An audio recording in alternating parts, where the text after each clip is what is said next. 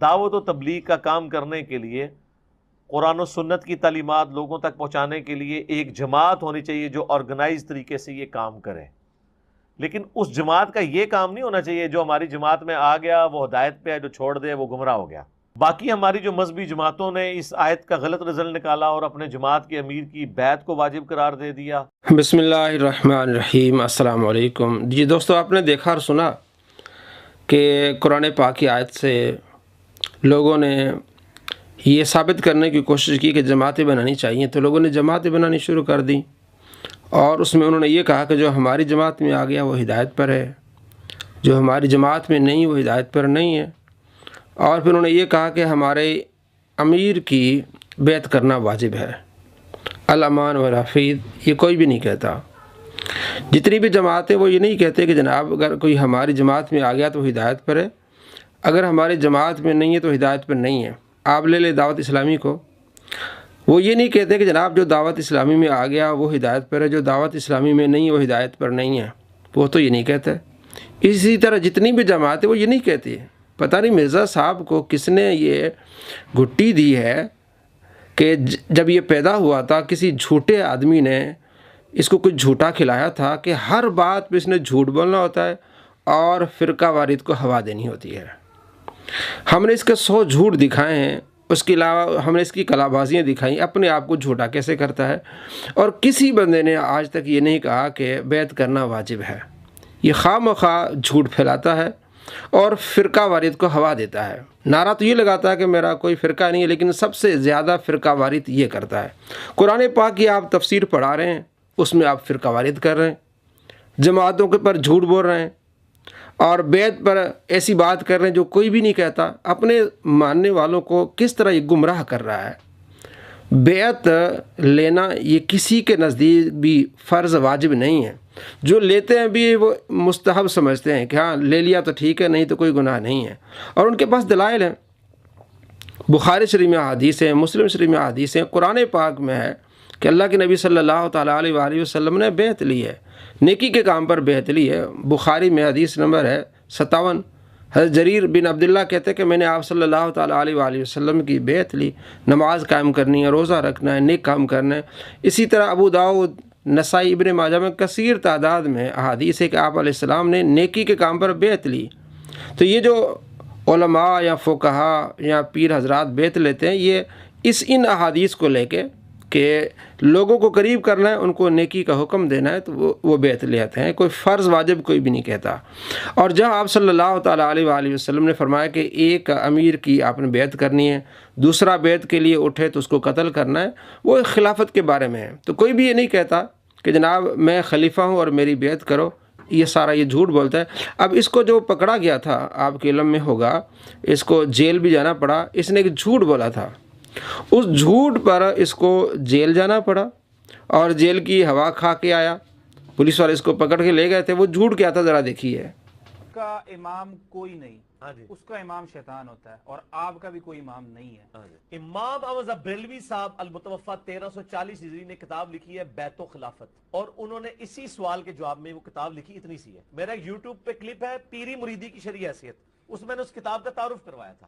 انہوں نے یہ بتایا کہ ایک ہوتی ہے بیت طریقت اور ایک ہوتی ہے بیت خلافت. بیت خلافت جو ہے نا وہ تو ہے واجب جب خلافت قائم ہو، اور وہی بیت جو اتار کے پھینکتا ہے وہ اپنے جس کو کہتے ہیں وہ اسلام کا وہ اتار کے اس نے پھینک دیا. اور وہ ساری حدیثیں جو بخاری مسلم میں آئی ہیں وہ بیت خلافت کے بارے میں. بیت طریقت وہ نہیں ہے. بیت طریقت تو صوفیاء کی ایجاد ہے، انہوں نے اپنے ایک معاملات چلانے کے لیے چلا دی. کیڑی بیعت تواتر آ گیا جی؟ بیعت کے اوپر جس بیعت کے اوپر اجماع ہے ابو بکر، عمر، عثمان و علی خلیفۃ المسلمین دی بیعت ہے. اور بخاری مسلم حدیث ہے جب ایک کی بیعت کر لے اور کوئی دوسرا بندہ بیعت لے اس کو قتل کر دو. تو جب تک پوری دنیا کے پیر قتل نہیں ہو جاتے اور ایک پیر باقی نہیں رہ جاتا تو اس پیر ہم اس بیعت کو مانتے ہی نہیں. قتل کریں پہلے پاکستانی کو 700 قتل ہو جان گے. بیعت جس کے اوپر اجماع ہے اس میں الفاظ ہیں. دیکھیں آپ جب دلیل ان حدیثوں سے لے رہے ہیں پھر بات وہی ہوگی کہ جب ایک کی بیعت ہو جائے دوسرے کی جائے تو قتل کر دیا جائے. سارے مارو، پاکستانی صفائی کرو. یعنی قادری تو ایک نکالے نا، الیاس قادری اور تعال قادری، ان دونوں میں سے ایک کو تو شہید ہونا چاہیے. میں قتل نہیں کہتا کیونکہ الیاس قادری صاحب اپنے لیے بھی کہتے ہیں اگر مجھے کوئی شہید کر دے تو میں نے معاف کیا. قتل کا لفظ نہیں بولتے، شہید کا لفظ بولتے ہیں. تو ان دونوں میں ویسے تھوڑی آپ زیادتی کریں گے، یہ ایسی بات نہ کریں. کیا یہ تھوڑی زیادتی والی بات، کیا زیادتی والی بات ہے؟ مطلب یہ تو ایسی خام خائی یعنی وہ ہے نا کہ نہیں، اور جب آپ دلیل قرآن و سنت سے لے رہے ہیں تو میں منوان پوری حدیثیں وہ اس پہ لگاؤں گا نا. ٹھیک ہے، بس آپ نے ٹھیک ہے نا، میں نہیں موقع میں اپنے روح راضی کروں گا. جی دوست، آپ نے دیکھا اس نے پہلے کلپ میں یہ کہا کہ جناب امام احمد رضا رحمۃ اللہ علیہ فرماتے ہیں کہ خلافت کے بارے میں وہ تمام احادیث ہیں کہ اگر ایک خلیفہ بیعت لے اور دوسرا اٹھے تو اس کو قتل کر دو. تو اس نے کہا کہ یہ خلافت کے بارے میں اور پیروں کے بارے میں تو ہے ہی نہیں، صوفیہ نے اپنی طرف سے نکالی ہے. یہ بھی اس نے جھوٹ بولا کیونکہ جھوٹ بولنا اس کی عادت ہے، جس طرح میں نے پہلے احادیث آپ کو بتائی. اور سورہ ممتحنہ کا ترجمہ پڑھ لیں، دوسرا رکوع اس کے اینڈ پہ آپ علیہ السلام کے بارے میں کیا حکم ہے اور آپ صلی اللہ تعالیٰ علیہ وآلہ وسلم کس طرح بیعت لیا کرتے تھے. تو یہ تو اس ہو گیا اس کا جھوٹ. دوسرا جو یہ حکم ہے یہ خلافت کے بارے میں ہے، اور بعد میں دیکھیں پہلے یہ اس نے بتایا اور بعد میں کیا کہہ رہا ہے ان پیروں کو قتل کر دو کہ یہ قرآن و سنت سے دلائل لیتے. جو ہمارے دلائل ہیں استحبابی دلائل ہیں، وہ احادیث وہ قرآن پاک کی آیات جس میں نیکی پر اچھے کام پر بیعت لی جاتی ہے وہ ہیں. یہ کوئی بھی خلافت والی بات تو کرتا ہی نہیں ہے. تو یہ بات اس نے کی تھی اور اس کو جو ہے وہ پولیس والے لے گئے تھے، اس پر پرچہ ہوا تھا اور بعد میں اس نے کئی جھوٹ بولے.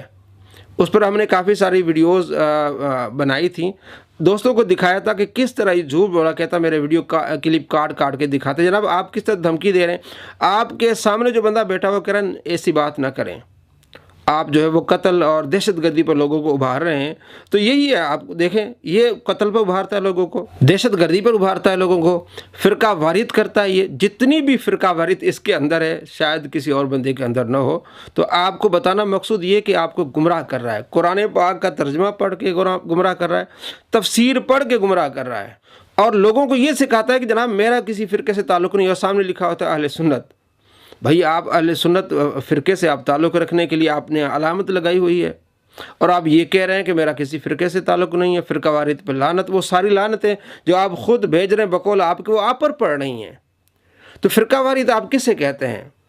یہی فرقہ واریت ہے کہ آپ تبلیغ کریں، آپ کسی کا نام نہ لیں، کسی کے خلاف نہ بولیں. اور سب سے بڑی فرقہ واریت یہ کر رہا ہوتا ہے. سب سے زیادہ فرقہ واریت اگر دنیا میں کسی نے کی ہے اس وقت یہ بندہ ہے. اتنا بڑا جھوٹا ہے کہ فرقہ واریت پہ لعنت بھی بھیجتا ہے اور خود یہ کام کر رہا ہوتا ہے.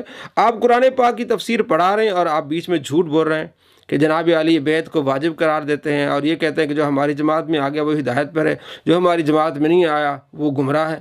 کوئی بھی نہیں کہتا. جھوٹوں پر اللہ کی لعنت ہو.